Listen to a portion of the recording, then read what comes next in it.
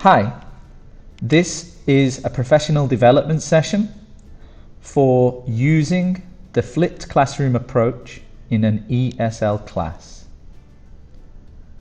In this session, we'll look at what is the flipped classroom approach, what are the benefits, the steps of building a lesson, the tools you need and some tips for each one, an example of a lesson structure, and then some challenges and a few solutions for each.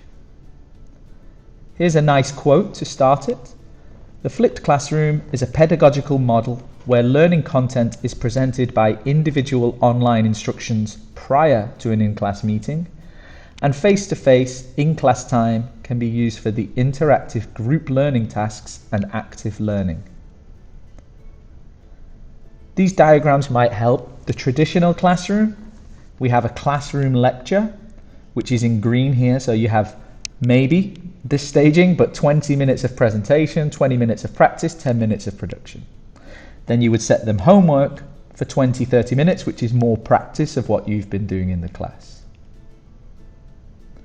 In the flipped classroom, the red is done at home. The presentation is done as homework for 10 to 15 minutes. And then the class time, still 50 minutes, is longer times on the practice and the production. There's many different ways of doing this approach, but this is the standard of what I've witnessed and what I've read online. Why is the flipped classroom approach useful? First, it's class time. It's maximizing the in-class time when you are, as the teacher, paid to be there to deliver the class. You can make the activities more engaging because you have more time. That will increase the dynamics in the classroom.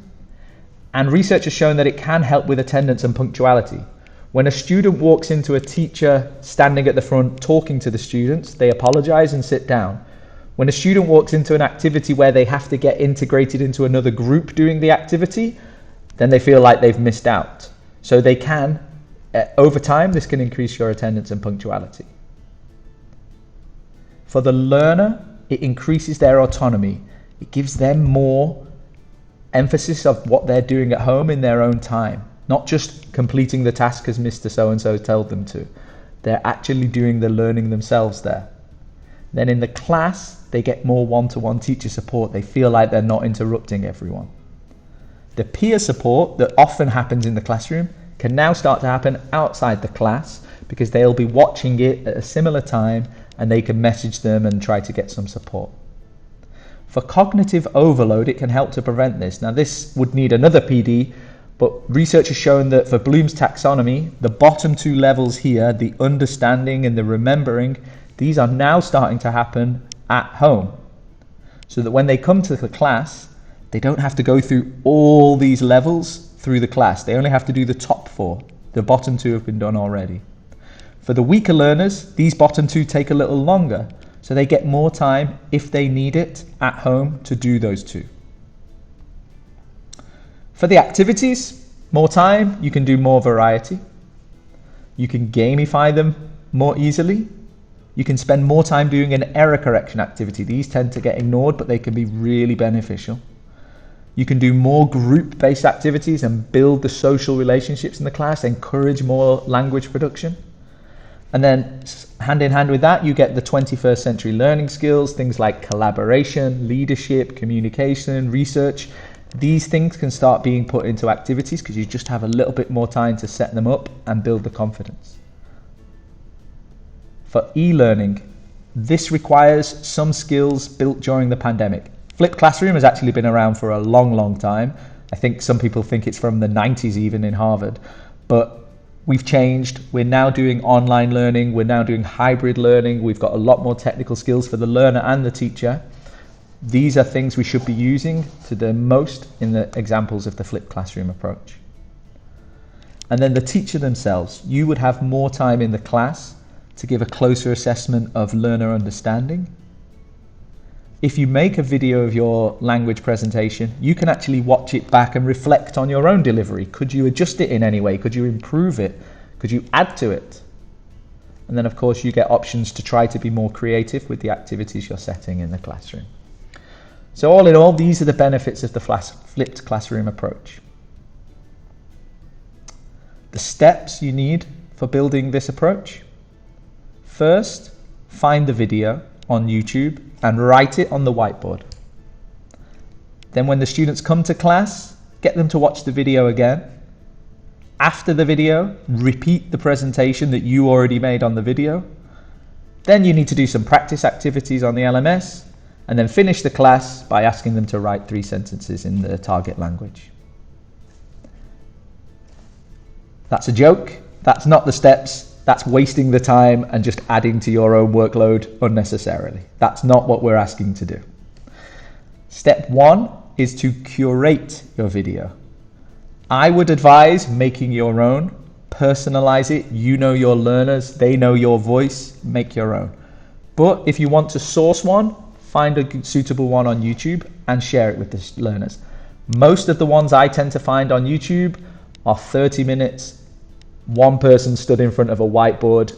They're good presentations, they have all the steps you need, but they're 30 minutes long, and I don't think the next generation of learners are willing to spend that sort of length of time listening to it. Share it effectively. I'll look at these things later, but make sure that you don't just put it in one place. Writing on the whiteboard is not enough. You need to be doing more.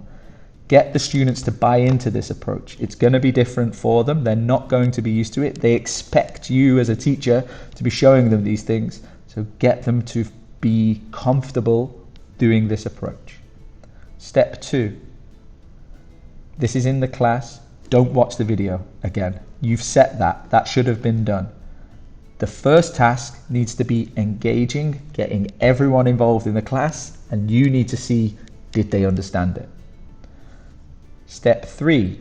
If they didn't understand it, yeah, you've gone too far. Maybe do a recap in the class, but make it from the learner center. Make sure the students are teaching each other. You facilitate from the middle of the class or the back of the class. Don't stand at the front just doing what you would have done anyway. It's a waste of time. Get them to build their confidence of sharing their understanding. Step 4 is the practice, but make them gamified. Build on the fact that you've got more time to do practice activities and make them more engaging. This is the formative assessment you can use if it was on an LMS quiz or something, and allow time for error correction. And step 5, the language production. I've done other PDs on this, but make sure the language production is more than just write 3 sentences. There's so many different variety of activities you can do. Make sure they're differentiated. Be using the higher cognitive levels of Bloom's taxonomy, and again, allow time for error correction. So this is the correct steps to approach the flipped classroom. Let's look at the tools.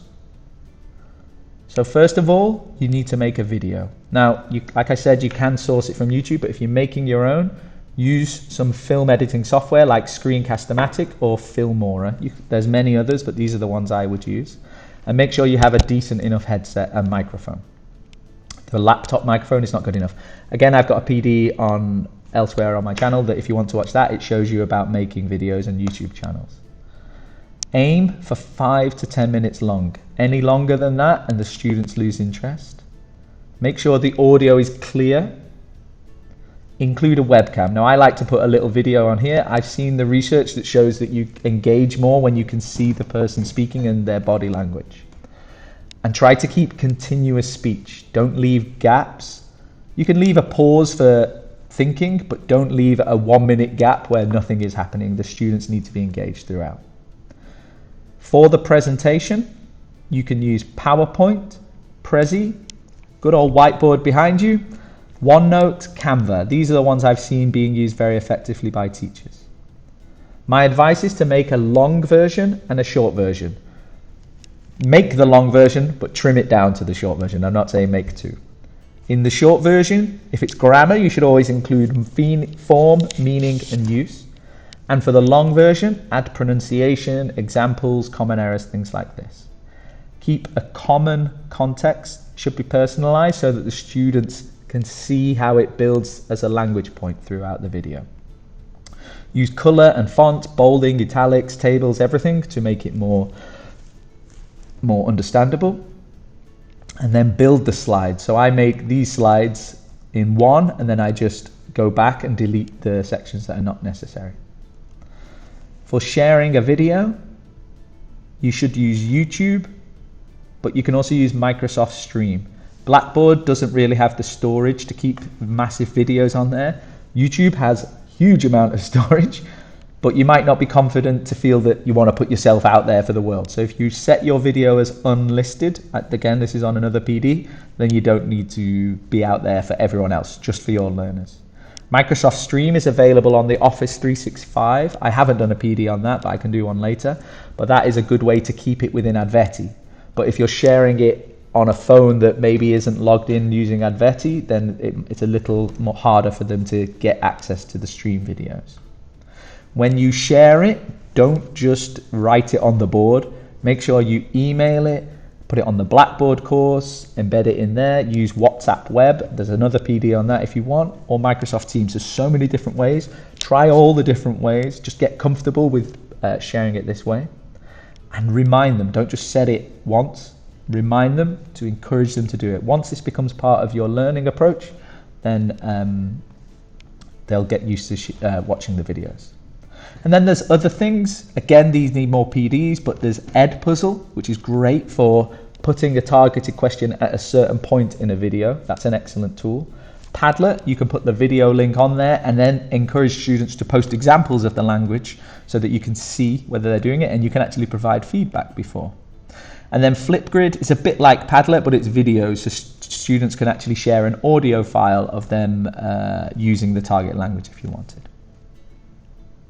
Okay, so these are the helpful tools. Now, let's look at an example of a lesson of how this would be delivered.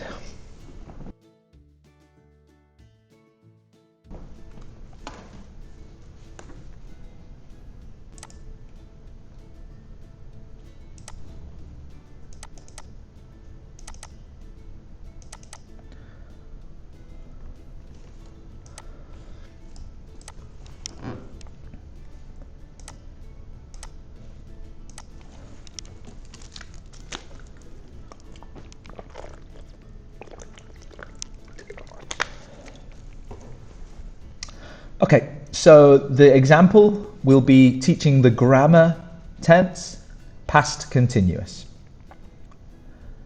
This is what the students will learn. They'll learn the meaning, the form, the pronunciation. We'll do some writing and we'll do some speaking.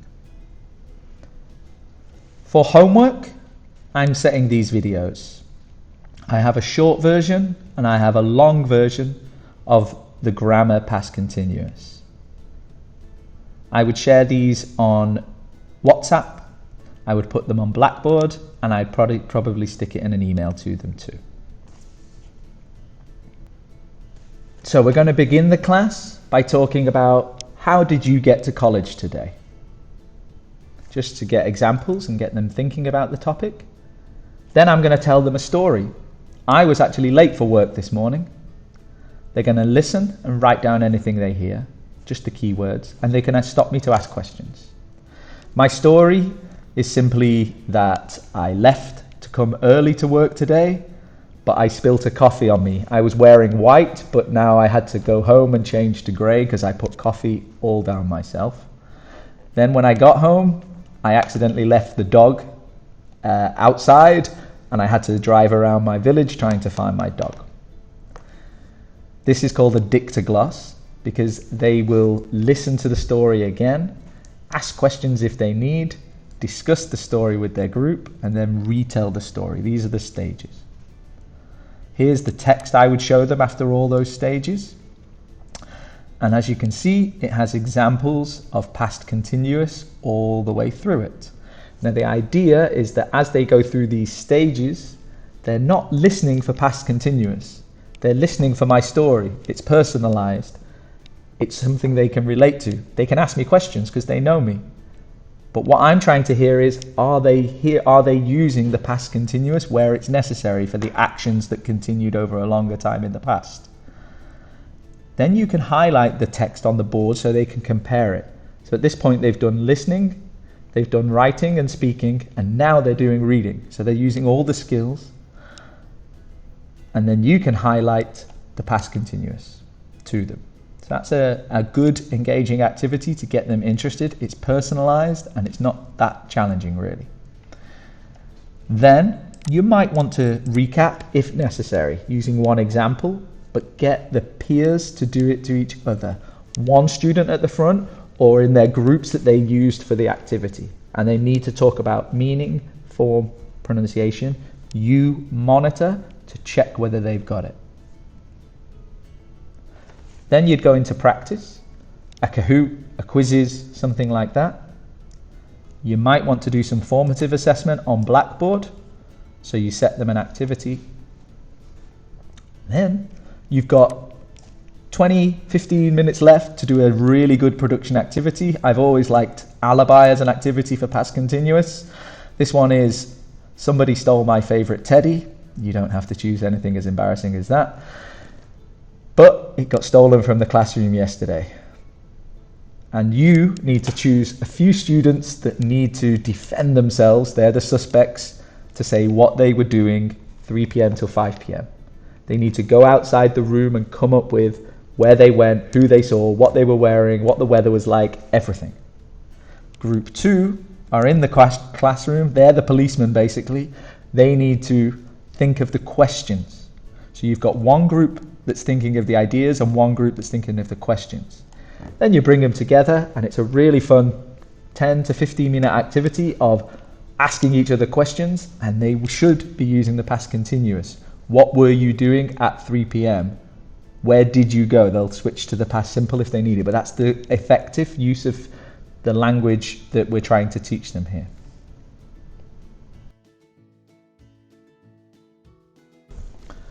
Okay, so there is my example of how a lesson could be structured using this approach. My advice is to watch the video of the grammar point that I shared at the start. I'll put it in the link to this video as well. But to see how production and practice activities can be more engaging and to also use that time effectively to correct the errors and to peer support and teacher support within the class, rather than losing 20 minutes to a warmer and a presentation at the front of the class. Here are some challenges and solutions. I've seen this approach being used, and there's a few things that make it a bit of a difficult thing to approach at first. Here are some examples I saw. So, the audio and video quality. I use ADVETI laptops and my headset cost about 250 dirhams and it works fine. You can lend a headset from IT. It's good enough with what the facilities we're given. You don't like the storage option. I agree. Some people don't want to put themselves on YouTube. It's free and it's unlimited. That's why I use it. But you can set your video as unlisted, or you can use Microsoft Stream, but that needs ADVETI logins only. Some people just don't like to hear their own voice. There's something in the brain, I remember reading that once, there's something that says you actually hear your voice differently to how other people hear it, and when you listen back to it, it becomes a problem. You can use text-to-speech software if you want to cover over your own voice. There's one called Speechaloo, I think, but I don't use it that often. Students don't watch the video. It's going to be a problem. Students don't do homework, but this is better than just setting them 2 worksheets to do as homework. This is more interesting. Be persistent with them. They have to watch it for the approach to work. Share it over the weekend. Give them longer to do it. And also share it on multiple platforms. Students watch the video with distractions. Same problem with homework. Guide them. Tell them where they need to be sitting to do the homework. They can't just be sat driving along playing it. Although I do a lot of my learning while listening to podcasts. If they just want to listen to the audio and not the actual video, that's fine. Students uncomfortable with the approach, tell them to come to class a little earlier. Maybe you could print out the presentation and share with them on slides, but just get them to try more different ways of learning. You don't have time. That's a genuine reason. You're on a high teacher load. When do you have time to put together these videos? One, I'd say collaborate with your colleagues. You don't all have to do the same videos. You know, if someone's done some good videos, borrow it off them. It's only a presentation. My advice, focus on the main tenses, so make sure you get 6 or 8 videos of the past simple, the past continuous, the present simple, present continuous, future with going to, all these ones out the way, build them yourself, and then the other ones you can build later. And build a library that you share with your colleagues. Digital literacy might be a problem, so you can try posting the links to stuff like Instagram and Facebook if you're happy with your students to see you there, but that's a nice way for them to do it. They might not use WhatsApp or Blackboard as often.